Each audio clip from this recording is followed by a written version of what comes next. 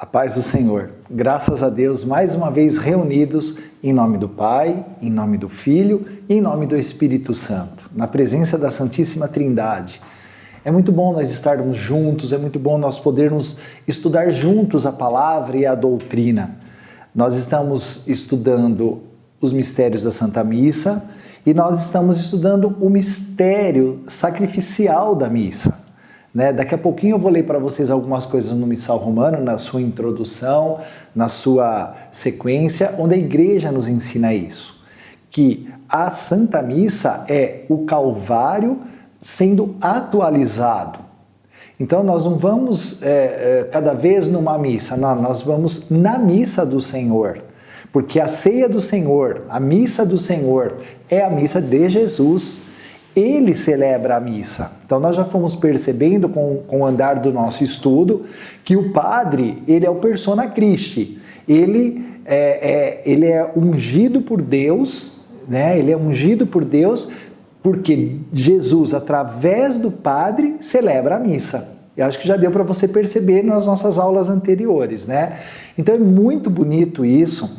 Por isso que quando o padre ele vai entrando na igreja, pelo menos na minha paróquia, na paróquia do Felipe, que nos ajuda aqui também, quando o padre vai passar, o padre vai passando, a gente se vira e faz aquela vênia, porque é uma vênia de respeito, porque é Jesus que está entrando.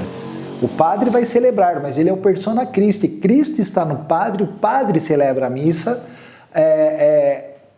através, de Jesus. Jesus que celebra o santo sacrifício da missa.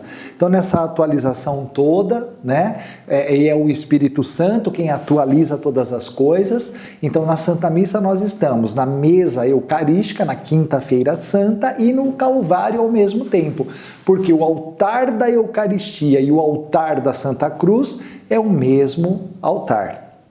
E isso é maravilhoso, porque a igreja foi tomando conhecimento de tudo isso. O Espírito Santo foi nos revelando, foi nos ensinando a ser igreja.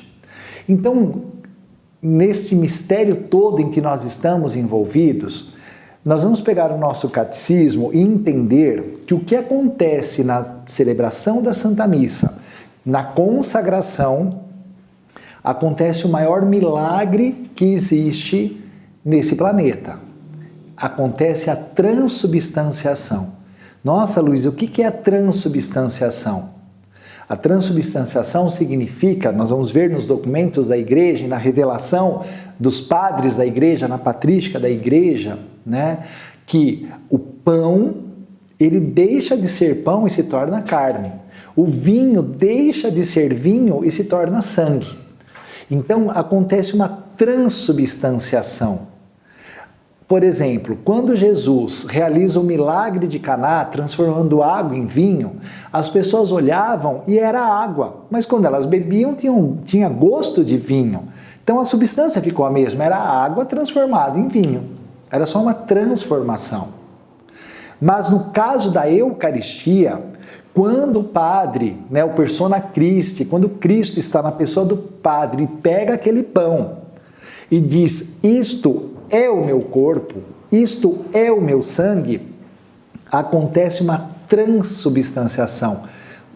Transforma-se a essência, a matéria. Então o que era pão se torna carne, o que era vinho se torna sangue. Por isso que nós temos na nossa igreja esse tesouro dos milagres eucarísticos que acontecem. E quantos milagres estão acontecendo hoje em dia, Então, por quê? Porque quando a igreja permite que a ciência estude os milagres eucarísticos, e mais para frente nós vamos estudar sobre os milagres eucarísticos, a ciência não tem medo que se examinem.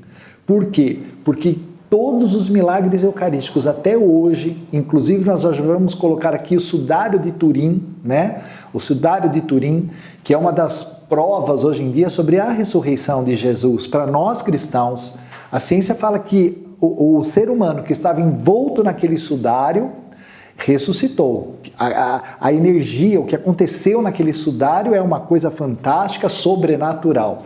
Mas o sangue encontrado no Sudário de Turim e o sangue encontrado em todos os milagres eucarísticos É o mesmo tipo de sangue, quer dizer, a mesma pessoa.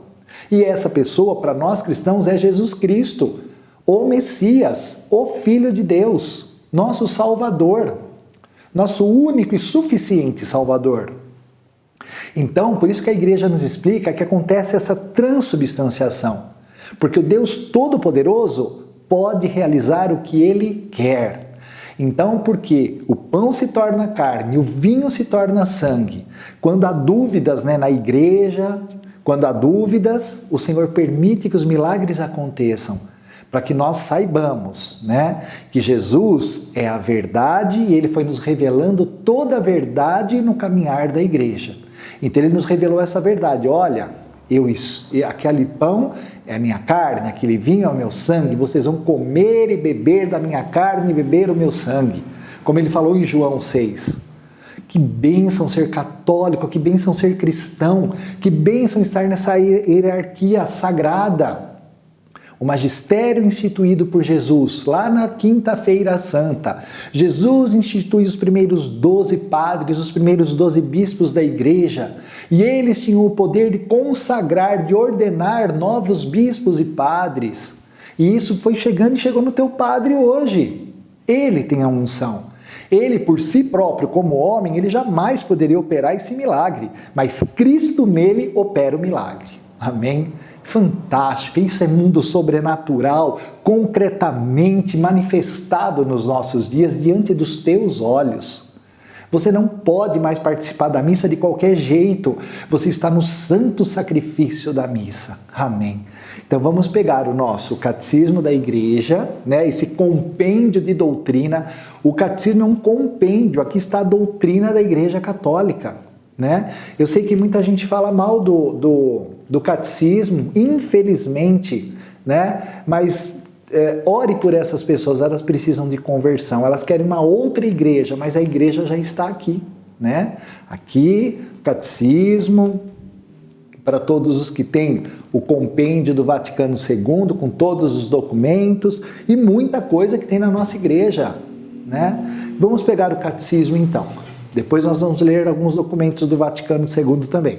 Mas aqui no seu catecismo da Igreja Católica, no parágrafo 1375, diz assim: é pela conversão do pão e do vinho no corpo e no sangue de Cristo que este se torna presente em tal sacramento. Então é pela conversão do pão e do vinho no corpo e no sangue de Cristo que este Jesus, esse Jesus Cristo se torna presente em tal sacramento, no sacramento da Eucaristia. Os padres da igreja, então olha a patrística nos ensinando, Patrística, que ela vem nos inícios da igreja. Até o ano 700, 600, os padres, na unção do Espírito Santo, nos revelando a doutrina, aprendendo de Deus, nos ensinando a ser igreja. Então, os padres da igreja, na patrística, afirmaram com certeza, afirmaram com firmeza, eles eram firmes nisso, porque muita gente falava que não, e eles falavam, não, vocês estão errados, é corpo e sangue na consagração. Então, os padres da igreja afirmaram com firmeza a fé da igreja, na eficácia da palavra de Cristo e da ação do Espírito Santo para operar essa conversão. Então, o Espírito Santo vem com o seu poder atualizando as palavras de Cristo, atualizando o mistério, do sacramento. É Deus agindo, é Deus agindo. Assim, São João Crisóstomo declara. Quem foi São João Crisóstomo? Aqui da patrística, dos padres da igreja. Ele foi bispo de Constantinopla lá no ano 400, Lá por volta do ano 400, 407, que a gente fala que ele foi do século V, São João Crisóstomo, começo da igreja. Olha o que São João Crisóstomo, quem que pode se levantar contra ele, Gente, ele ouviu de Deus, ano 400, ele era discípulo de algum discípulo de Cristo. Muito, muito bonito isso na nossa igreja, muito forte isso. Então ele declara assim, São João Crisóstomo: não é o homem que faz com que as coisas oferecidas, quer dizer, o pão, o vinho, a água, tudo que é oferecido no ofertório, não é o homem o padre homem, não é o homem. Não é o homem que faz com que as coisas oferecidas se tornem corpo e sangue de Cristo, mas o próprio Cristo que foi crucificado por nós. O sacerdote, figura de Cristo, quer dizer, o persona Christi, pronuncia essas palavras. Qual? Isto é o meu corpo, isto é o meu sangue, fazer isso em memória de mim. Quando o padre fala isso, acontece a transubstanciação. Então, o sacerdote, figura de Cristo, pronuncia essas palavras, mas a sua eficácia e a graça são de Deus. As palavras, isto é o meu corpo, diz ele. Essas palavras transformam as coisas oferecidas. Aleluia! É o poder sobrenatural, é a unção. E Santo Ambrósio, ele é anterior ainda, né, a São João Crisóstomo. Então, Santo Ambrósio afirma acerca dessa conversão. Santo Ambrósio é do ano 155, século II. Quer dizer, ano 155, gente, ele está ali, ó, discípulo de algum discípulo de Cristo, né? De um apóstolo. Então, Santo Ambrósio afirma acerca dessa conversão. Estejamos bem persuadidos de que isto não é o que a natureza formou, mas o que a bênção consagrou, e que a força da bênção supera a da natureza, pois pela bênção a própria natureza é mudada. Por acaso, a palavra de Cristo, que conseguiu fazer do nada o que não existia, porque Cristo, junto com o Pai e o Espírito Santo, é criador. Meu irmão, nem eu, nem você, nesse universo existíamos, ele criou, ele tem poder. Então, por acaso, a palavra de Cristo, porque Cristo é o Logos de Deus, Cristo é a palavra de Deus encarnada, né? Olha, né? Então, por acaso, a palavra de Cristo, que conseguiu fazer do nada o que não existia, não poderia mudar as coisas existentes naquilo que ainda não eram? Pois não é menos dar às coisas a sua natureza primeira do que mudar a natureza delas. Aleluia! Deus pode fazer isso. Deus pode fazer isso e faz. Parágrafo 1376. Olha só, o Concílio de Trento, quando foi feito esse Concílio de Trento, ele foi do ano 1545 a 1563. Estava naquela confusão da Reforma Protestante, né? Aquela confusão que foi, né? O maior escândalo da terra, o maior escândalo na igreja, essa separação, né? Meu Deus, mas não vem o caso aqui a gente estudar sobre esse escândalo. Mas a igreja se levantando, os santos se levantando, 1545, nesse período todo, 1500, se levanta quem na igreja? São João da Cruz, Santa Teresa, né? Vem a época dos carmelitas e o Espírito Santo suscitando doutores místicos para defender a sua igreja dos erros, dessa ação demoníaca que estava acontecendo, né? Por isso que Cristo falou, as portas do inferno não vão prevalecer, eu cuido da minha igreja. Então, o Concílio de Trento resume a fé católica ao declarar. Por quê? Desculpa. Por quê? Porque para várias igrejas dos nossos irmãos separados, né, várias comunidades eclesiais, várias igrejas protestantes, né, eles não acreditam na transubstanciação. Nem os luteranos, os nossos queridos irmãos, acreditam na transubstanciação. Eles acreditam na transformação, mas não na trans. Isso é para nós católicos cristãos que somos parte dessa hierarquia, dessa igreja que veio do trono de Deus, da vontade de Deus, do fundador da igreja que é Jesus, né? Então o Concílio de Trento resume a fé católica ao declarar: por ter Cristo, nosso Redentor, dito que aquilo que oferecia sob a espécie do pão era verdadeiramente o seu corpo, sempre se teve na igreja, por causa das palavras de Cristo, sempre se teve na igreja, repare bem, igreja com I maiúsculo, quer dizer, a igreja de Jesus, né? Então, por Cristo ter dito que aquilo que oferecia sob a espécie do pão era verdadeiramente o seu corpo, sempre se teve na igreja esta convicção, que o Santo Concílio declara novamente. 2 pontos. Pela consagração do pão e do vinho, opera-se a mudança de toda a substância do pão na substância do corpo de Cristo nosso Senhor, e de toda a substância do vinho na substância do seu sangue. Esta mudança a Igreja Católica denominou-a com acerto e exatidão transubstanciação. Aleluia! A presença eucarística de Cristo começa no momento da consagração e dura também enquanto subsistirem as espécies eucarísticas.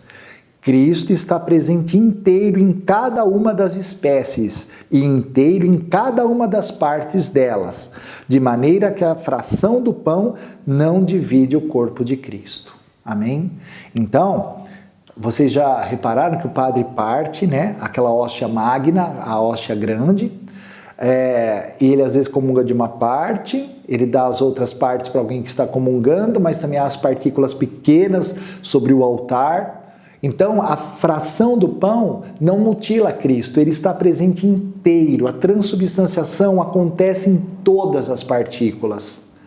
Nos nossos próximos encontros, ou já no nosso próximo encontro, nós vamos falar a maneira que você deve comungar, como a igreja nos ensina. Não sou eu que vou ensinar, não, é a igreja que nos ensina como comungar. E eu já te adianto até a nossa próxima aula. Receba a Eucaristia na boca. É isso que a igreja quer. Amém? Nossa, Luiz, eu vou mostrar nos documentos da igreja. Fique tranquilo, tá bom? Mas, desta aula aqui, desse ensinamento em diante, meu irmão, quando você estiver no santo sacrifício da missa, você está diante do Calvário, você está na mesa eucarística da Quinta-feira Santa. Todas as santas missas que nós participamos é a ceia do Senhor, é a missa do Senhor. E Jesus é quem celebra e nós estamos envolvidos nesse mundo sobrenatural, nesse poder de Deus. A Santa Missa, a Eucaristia, quando você comunga, você está se alimentando do corpo, sangue, alma e divindade de Jesus. Quando você comungar, receba o Senhor. Deixe com que Ele cure teu corpo, tua alma, tua mente. Deixe Ele fazer um passeio dentro de você. E o adore. Adore profundamente a Eucaristia. A Eucaristia é Jesus. Jesus sacramentado, o nosso grande Deus amado. Amém? Até o nosso próximo encontro. Se inscreva no nosso canal, veja se você não tem que tocar de novo no sininho para você receber as notificações, que às vezes ele é desativado sem você saber. Então se inscreva, toque no sininho e você vai continuar recebendo as notificações à chegada da aula. Amém? Muito obrigado. Fiquemos com Deus. Em nome do Pai, do Filho, do Espírito Santo. Amém.